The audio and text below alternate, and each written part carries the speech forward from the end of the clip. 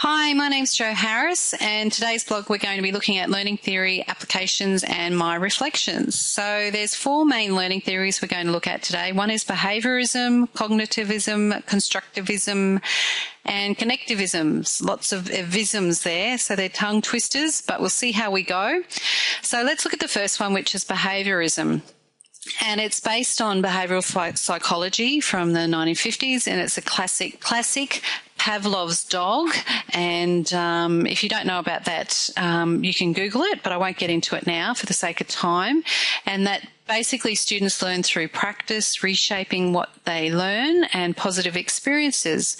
The teacher's role is to create a series of steps in programmed instructions with a predefined end, and my role is really that of a supervisor, because the goal is that I will, as a teacher, will know that the student has learned because I've observed a change in their behaviour, and that the children change their behaviour because they attribute it internally. So they know that they feel good about learning. And some examples of this are online quizzes where you get tested on or quizzed on facts, concepts and skills, and drills and practice, and a reward system. And I know my daughter is in grade 2, and they've got this great reward system involving stickers, which they get to trade in for gifts and stuff like that. So I think, it's also known as behaviourist model, but my reflection on this is that it seems to me to be a very foundational way of an introduction to learning. Great for the primary, the little babies in schooling, to get them to feel good about learning, to create some foundation tracks in their brain that learning equates to feeling good and rewards. So let's look at the next one, which is Cognitivism. It's also known as Cognitivist, and it's based on the work of Paget, which is a 3-stage processing of sensory, memory and long-term memory, and the work of J. Anderson, which is on 2 types of memory, which is declarative and procedural. I won't get into those for the sake of time again, but the students learn through mental processing. That is how information is processed. So it's about enabling the students and that they inquire strategies to process information. And the teacher, my job as a teacher using this theory of learning is to attain and maintain my learners' attention and be a modeler of those thinking strategies, because the goal here is to change the students' mental behaviour, because they learn how to think in a way.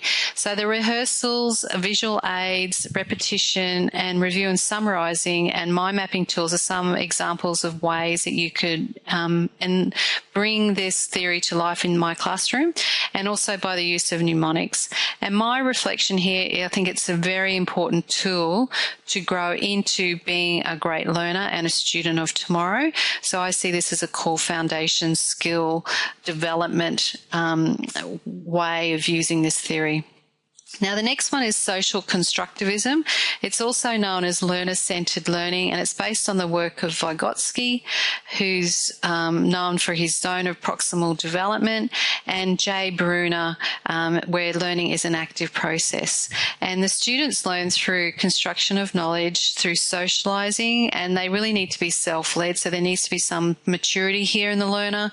And the teacher's role is to pose leading questions, group students to learn through and with each other, and really be a facilitator, because the goal is to create lifelong sticky learning experiences. And the examples of ways that I could bring this theory to life in my classroom is through the use of group discussion, for example, and group tasks. So my reflection on this tool is it's great for upper school and great for kids, even littlies, who can do a project together on a computer or something. And to me, it's a skill that's needed in preparation for Connectivism theory of learning. So let's have a look at Connectivism, which is the last one. It's also known as digital age learning, and it's about learning as a creative process. And the students learn through informal network technology enabled environments, and that they connect information because they have a desire to know more, and that they have the decision-making skills about deciding for themselves what they need to learn. And the teacher's role is to nurture those connections between fields, people, and organisations, for example. And the goal here is that the students are able to do something, that they actually learn, and then there's an actuation that they actually produce something. And some examples of ways that I could bring this to life in my classroom is through the use of coursework, email, use of forums, blogs, YouTube, and this is a great example, this blog right here. I'm learning information and I'm producing something with it. I'm just not learning it for the sake of learning it and knowing it for myself. So how can I take this knowledge and give it back to the world? So my reflection is, bam, this is the goods. I love it. Okay, well, that's it for me this week, and I'll talk to you next time. Bye for now. Jo Harris.